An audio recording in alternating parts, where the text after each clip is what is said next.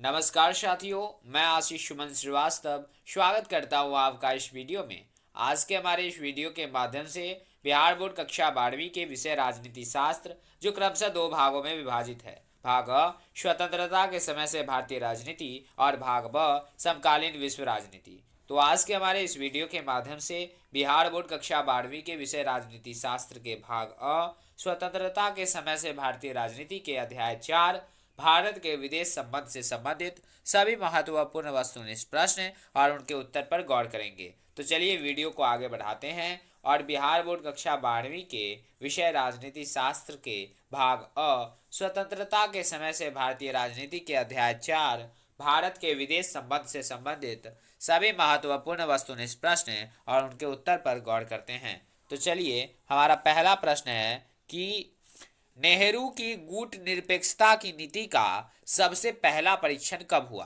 तो हम आपको बता दें कि नेहरू की गुट निरपेक्षता की नीति का सबसे पहला परीक्षण 1950 में कोरिया की लड़ाई में हुआ। तो इस प्रकार से हम कह सकते हैं कि प्रश्न संख्या 1 का जो सही उत्तर है वो ऑप्शन अ 1950 में कोरिया की लड़ाई में होगा। नेहरू की गुट निरपेक्षता की नीति का सबसे पहला परीक्षण 1950 में कोरिया की लड़ाई में हुआ था। अब आगे बढ़ते हैं, यानी कि प्रश्न संख्या 2 की ओर। प्रश्न संख्या 2 जिसमें कह रहा है कि भारत ने किस देश के साथ संधि की जिसकी प्रस्तावना में पंचशील के सूत्र रखे हुए हैं। तो हम आपको बता दें कि भारत ने चीन के साथ संधि की जिसकी प्रस्तावना में पंचशील के सूत्र रखे हुए हैं। तो इस प्रकार से हम कह सकते हैं कि प्रश्न संख्या 2 का जो सही उत्तर होगा वो ऑप्शन ब चीन के साथ होगा। अब आगे बढ़ते हैं, यानी कि प्रश्न संख्या 3 की ओर। प्रश्न संख्या 3 जिसमें कह रहा है कि मैकमोहन रेखा कहाँ है। तो नीचे 4 ऑप्शन दिए गए हैं, उनमें से मैकमोहन रेखा कहाँ है। तो हम आपको बता दें कि मैकमोहन रेखा अरुणाचल प्रदेश में है। तो इस प्रकार से हम कह सकते हैं कि प्रश्न संख्या 3 का जो सही उत्तर होगा वो ऑप्शन ब अरुणाचल प्रदेश होगा। अब आगे बढ़ते हैं, यानी कि प्रश्न संख्या 4 की ओर। प्रश्न संख्या 4 जिसमें कह रहा है कि प्रधानमंत्री लाल बहादुर शास्त्री ने किस समझौते पर हस्ताक्षर किए। तो हम आपको बता दें कि प्रधानमंत्री लाल बहादुर शास्त्री ने ताशकंद समझौता, जो कि 1966 ईस्वी में हुआ था, उन पर हस्ताक्षर किए थे। तो इस प्रकार से हम कह सकते हैं कि प्रश्न संख्या 4 का जो सही उत्तर है वो ऑप्शन द ताशकंद समझौता होगा। प्रधानमंत्री लाल बहादुर शास्त्री ने ताशकंद समझौता, जो कि 1966 ईस्वी में हुआ था, उस पर हस्ताक्षर किए। अब आगे बढ़ते हैं, यानी कि प्रश्न संख्या 5 की ओर। प्रश्न संख्या 5 जिसमें कह रहा है कि भारत ने पहला सफल परमाणु परीक्षण कब किया। तो हम आपको बता दें कि भारत ने पहला सफल परमाणु परीक्षण 1974 ईस्वी में किया। तो इस प्रकार से हम कह सकते हैं कि प्रश्न संख्या 5 का जो सही उत्तर है वो ऑप्शन ब 1974 में होगा। भारत ने पहला सफल परमाणु परीक्षण 1974 में किया। अब आगे बढ़ते हैं, यानी कि प्रश्न संख्या 6 की ओर। प्रश्न संख्या 6 जिसमें कह रहा है कि भारत ने किस संधि पर हस्ताक्षर किए। नीचे 4 ऑप्शन दिए गए हैं, उनमें से कौन सा ऑप्शन सही है जिससे भारत ने संधि पर हस्ताक्षर किए। तो हम आपको बता दें कि भारत ने पाक्षिक परीक्षण प्रतिबंध संधि पर हस्ताक्षर किए। तो इस प्रकार से हम कह सकते हैं कि प्रश्न संख्या 6 का जो सही उत्तर है वो ऑप्शन अ पाक्षिक परीक्षण प्रतिबंध संधि होगा। भारत ने पाक्षिक परीक्षण प्रतिबंध संधि पर हस्ताक्षर किए। अब आगे बढ़ते हैं, यानी कि प्रश्न संख्या 7 की ओर। प्रश्न संख्या 7 जिसमें कह रहा है कि भारत को किस संस्था में पूर्ण संवादी का स्थान प्राप्त है। तो नीचे जो 4 ऑप्शन दिए गए हैं, उनमें से भारत को एशियाई क्षेत्रीय मंच में पूर्ण संवादी का स्थान प्राप्त है। तो इस प्रकार से हम कह सकते हैं कि प्रश्न संख्या 7 का जो सही उत्तर है वो ऑप्शन स एशियाई क्षेत्रीय मंच होगा। भारत को एशियाई क्षेत्रीय मंच संस्था में पूर्ण संवादी का स्थान प्राप्त है। अब आगे बढ़ते हैं, यानी कि प्रश्न संख्या 8 की ओर। प्रश्न संख्या 8 जिसमें कह रहा है कि भारत ने दूसरा सफल परमाणु परीक्षण कब किया? इससे पहले हम आपको बता चुके हैं कि भारत ने पहला सफल परमाणु परीक्षण सन 1974 ईस्वी में किया, लेकिन प्रश्न संख्या 8 में कह रहा है कि भारत ने दूसरा सफल परमाणु परीक्षण कब किया। तो हम आपको बता दें कि भारत ने दूसरा सफल परमाणु परीक्षण 1998 में किया। तो इस प्रकार से हम कह सकते हैं कि प्रश्न संख्या 8 का जो सही उत्तर है वो ऑप्शन द 1998 में होगा। अब आगे बढ़ते हैं, यानी कि प्रश्न संख्या 9 की ओर। प्रश्न संख्या 9 जिसमें कह रहा है कि इंदिरा गांधी ने किस समझौते पर हस्ताक्षर किए। नीचे 4 ऑप्शन दिए गए हैं, उनमें से कह रहा है कि इन चारों ऑप्शन में से किस समझौते पर इंदिरा गांधी ने हस्ताक्षर किए। तो हम आपको बता दें कि निम्न में से जो 4 ऑप्शन दिए गए हैं उनमें से ऑप्शन द 1972 का शिमला समझौता, 1972 के शिमला समझौते पर इंदिरा गांधी ने हस्ताक्षर किए। तो इस प्रकार से हम कह सकते हैं कि प्रश्न संख्या 9 का जो सही उत्तर है वो ऑप्शन द 1972 का शिमला समझौता है। आपसे प्रश्न कर सकता है कि शिमला समझौता कब हुआ, तो आपका जवाब हो सकता है कि शिमला समझौता जो हुआ वो 1972 में हुआ। अब आगे बढ़ते हैं, यानी कि प्रश्न संख्या 10 की ओर। प्रश्न संख्या 10 जिसमें कह रहा है कि एशियाई क्षेत्रीय मंच का संबंध किस संगठन से है। यानी कि नीचे 4 ऑप्शन दिए गए हैं, उनमें से नीचे 4 ऑप्शन दिए गए हैं उनमें से एशियाई क्षेत्रीय मंच का संबंध किस संगठन से है। तो हम आपको बता दें कि एशियाई क्षेत्रीय मंच का संबंध निम्न में से आसियान संगठन से है। तो इस प्रकार से हम कह सकते हैं कि प्रश्न संख्या 10 का जो सही उत्तर है वो ऑप्शन द आसियान होगा। अब आगे बढ़ते हैं, यानी कि प्रश्न संख्या 11 की ओर। प्रश्न संख्या 11 जिसमें कह रहा है कि नीचे के देशों में, यानी कि नीचे जो 4 ऑप्शन दिए गए हैं उन देशों में आसियान का सदस्य कौन नहीं है, कौन नहीं है। तो नीचे में जो 4 ऑप्शन दिए गए हैं उनमें से जो श्रीलंका है वो आसियान का सदस्य नहीं है। तो इस प्रकार से हम कह सकते हैं कि प्रश्न संख्या 11 का जो सही उत्तर है वो ऑप्शन द श्रीलंका होगा। अब आगे बढ़ते हैं, यानी कि प्रश्न संख्या 12 की ओर। प्रश्न संख्या 12 जिसमें कह रहा है कि गुट निरपेक्षता का अर्थ है, यानी नीचे जो 4 ऑप्शन दिए गए हैं उनमें से गुट निरपेक्षता का अर्थ क्या होगा। तो हम आपको बता दें कि गुट निरपेक्षता का अर्थ होता है विश्व के किसी भी गुट में शामिल नहीं होना। गुट निरपेक्षता का अर्थ होता है विश्व के किसी भी गुट में शामिल नहीं होना, जो कि ऑप्शन ब में दिया गया है। तो इस प्रकार से हम कह सकते हैं कि प्रश्न संख्या 12 का जो सही उत्तर होगा वो ऑप्शन ब विश्व के किसी भी गुट में शामिल नहीं होगा होना। अब आगे बढ़ते हैं, यानी कि प्रश्न संख्या 13 की ओर। प्रश्न संख्या 13 जिसमें कह रहा है कि किस देश ने भारत पर आक्रमण कर पंचशील का उल्लंघन किया। तो हम आपको बता दें कि चीन ने भारत पर आक्रमण कर पंचशील का उल्लंघन किया। तो इस प्रकार से हम कह सकते हैं कि प्रश्न संख्या 13 का जो सही उत्तर है वो ऑप्शन अ चीन होगा। चीन ने भारत पर आक्रमण कर पंचशील का उल्लंघन किया। अब आगे बढ़ते हैं, यानी कि प्रश्न संख्या 14 की ओर। प्रश्न संख्या 14 जिसमें कह रहा है कि शिमला समझौता पर 3 जुलाई 1972 को किसके द्वारा हस्ताक्षर किए गए। आपको पता हो चुका होगा कि शिमला समझौता जो है वो 3 जुलाई 1972 को हुआ था, लेकिन इस प्रश्न में कह रहा है कि शिमला समझौता जो कि 3 जुलाई 1972 को हुआ तो किसके द्वारा हस्ताक्षर किए गए। तो हम आपको बता दें कि शिमला समझौता जो कि 3 जुलाई 1972 को हुआ वो जुल्फिकार अली भुट्टो और इंदिरा गांधी द्वारा हस्ताक्षरित किए गए। तो इस प्रकार से हम कह सकते हैं कि प्रश्न संख्या 14 का जो सही उत्तर है वो ऑप्शन अ जुल्फिकार अली भुट्टो और इंदिरा गांधी होगा। अब आगे बढ़ते हैं, यानी कि प्रश्न संख्या 15 की ओर। प्रश्न संख्या 15 जिसमें कह रहा है कि 1974 में भारत ने अपना पहला परमाणु परीक्षण कहां किया। हम आपको पीछे बता चुके हैं कि भारत ने अपना सफल परमाणु परीक्षण पहला 1974 में किया, लेकिन इस प्रश्न संख्या 15 में कह रहा है कि 1974 में भारत ने अपना पहला परमाणु परीक्षण कहाँ किया। तो हम आपको बता दें कि 1974 में भारत ने अपना पहला परमाणु परीक्षण पोखरण में किया। तो इस प्रकार से मैं कह सकता हूं कि प्रश्न संख्या 15 का जो सही उत्तर है वो ऑप्शन अ पोखरण होगा। 1974 में भारत ने अपना पहला परमाणु परीक्षण पोखरण में किया। अब आगे बढ़ते हैं, यानी कि प्रश्न संख्या 16 की ओर। प्रश्न संख्या 16 जिसमें कह रहा है कि भारत और पाकिस्तान के बीच कारगिल युद्ध कब हुआ? तो हम आपको बता दें कि भारत और पाकिस्तान के बीच कारगिल युद्ध 1999 में हुआ। आपसे प्रश्न ये भी कर सकता है कि कारगिल युद्ध जो कि 1999 में हुआ वो किन दो देश के बीच हुआ? तो हम आपका जवाब क्या होगा कि भारत और पाकिस्तान के बीच। तो प्रश्न संख्या 16 का जो सही उत्तर है वो ऑप्शन स 1999 में होगा। भारत और पाकिस्तान के बीच कारगिल युद्ध 1999 में हुआ। अब आगे बढ़ते हैं यानी कि प्रश्न संख्या 17 की ओर। प्रश्न संख्या 17 जिसमें कह रहा है कि ताशकंद समझौता पर 10 जनवरी 1966 को किनके द्वारा हस्ताक्षर किया गया? तो इस प्रश्न से आपको पता चल रहा होगा कि ताशकंद समझौता पर जो हस्ताक्षर हुआ वो 10 जनवरी 1966 को हुआ। लेकिन इस प्रश्न में कह रहा है कि ताशकंद समझौता पर जो कि 10 जनवरी 1966 को हुआ तो किनके द्वारा हस्ताक्षर किया गया? तो हम आपको बता दें कि ताशकंद समझौता पर 10 जनवरी 1966 को अयूब खान और लाल बहादुर शास्त्री द्वारा हस्ताक्षर किया गया। तो इस प्रकार से हम कह सकते हैं कि प्रश्न संख्या 17 का जो सही उत्तर होगा वो ऑप्शन अ अयूब खान और लाल बहादुर शास्त्री होगा।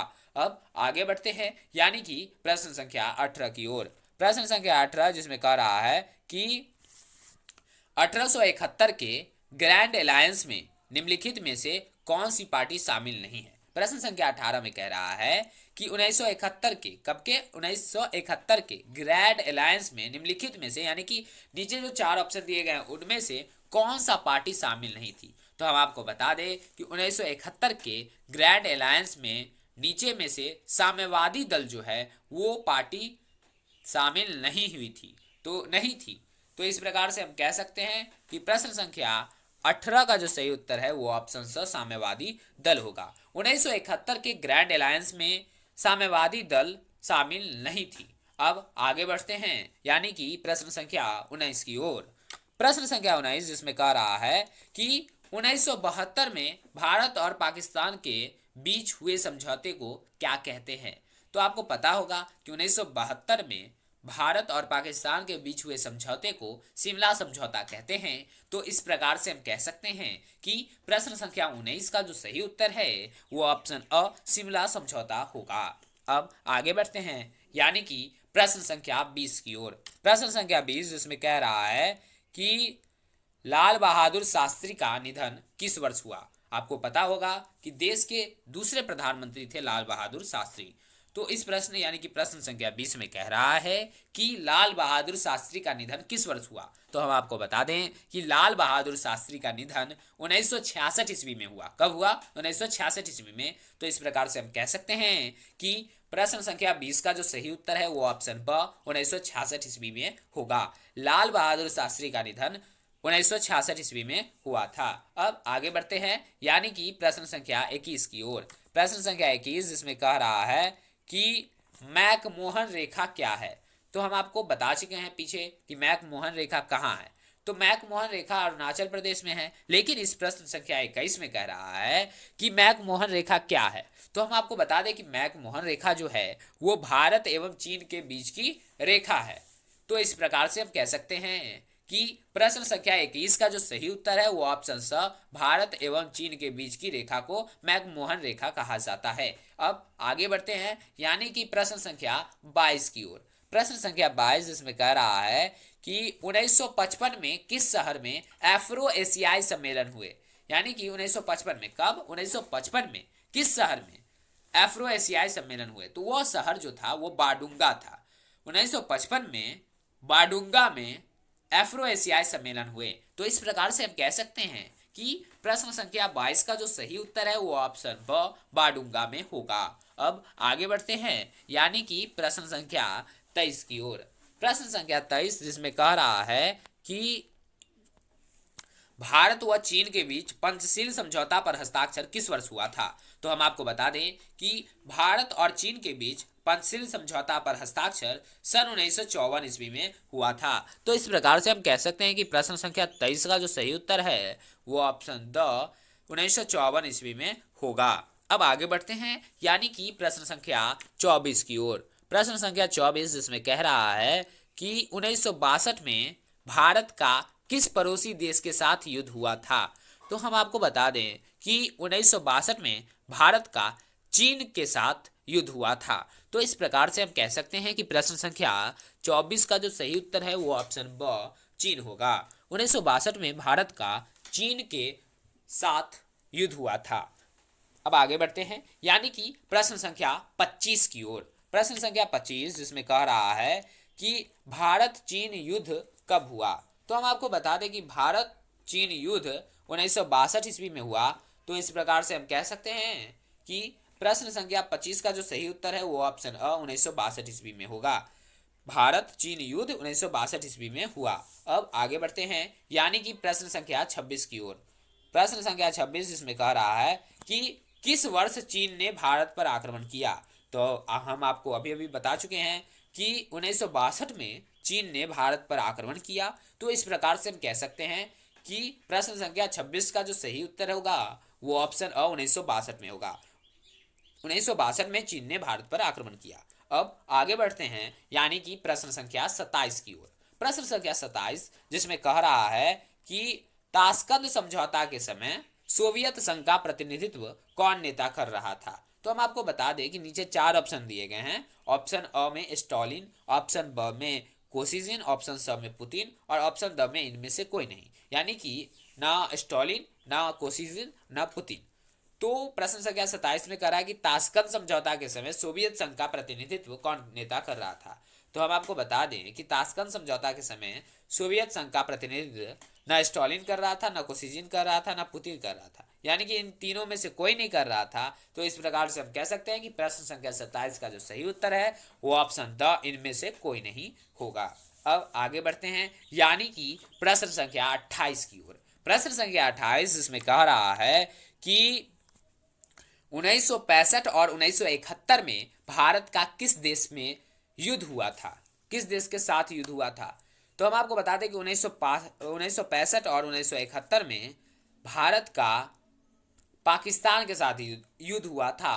तो इस प्रकार से हम कह सकते हैं कि प्रश्न संख्या 28 का जो सही उत्तर है वो ऑप्शन स पाकिस्तान होगा। 1965 और 1971 में भारत का पाकिस्तान के साथ युद्ध हुआ था। अब आगे बढ़ते हैं, यानी कि प्रश्न संख्या 29 की ओर। प्रश्न संख्या 29 जिसमें कह रहा है कि किस देश के प्रभुत्व में एक ध्रुवीयता कायम हुई। तो हम आपको बता दें कि अमेरिका के प्रभुत्व में एक ध्रुवीयता कायम हुई। तो इस प्रकार से हम कह सकते हैं कि प्रश्न संख्या 29 का जो सही उत्तर है वो ऑप्शन द अमेरिका होगा। अब आगे बढ़ते हैं, यानी कि प्रश्न संख्या 30 की ओर। प्रश्न संख्या 30 जिसमें कह रहा है कि बांग्लादेश का निर्माण किस वर्ष हुआ। तो हम आपको बता दें कि बांग्लादेश का निर्माण 1971 ईस्वी में हुआ। बांग्लादेश का निर्माण 1971 में ईस्वी में हुआ। तो इस प्रकार से हम कह सकते हैं कि प्रश्न संख्या 30 का जो सही उत्तर है वो ऑप्शन ब 1971 ईस्वी में होगा। अब आगे बढ़ते हैं, यानी कि प्रश्न संख्या 31 की ओर। प्रश्न संख्या 31 जिसमें कह रहा है कि पंचशील समझौता किन दो देशों के बीच हस्ताक्षरित हुआ था। तो हाँ, आपको पता होगा कि पंचशील समझौता जो है वो भारत और चीन के बीच हस्ताक्षरित हुआ था।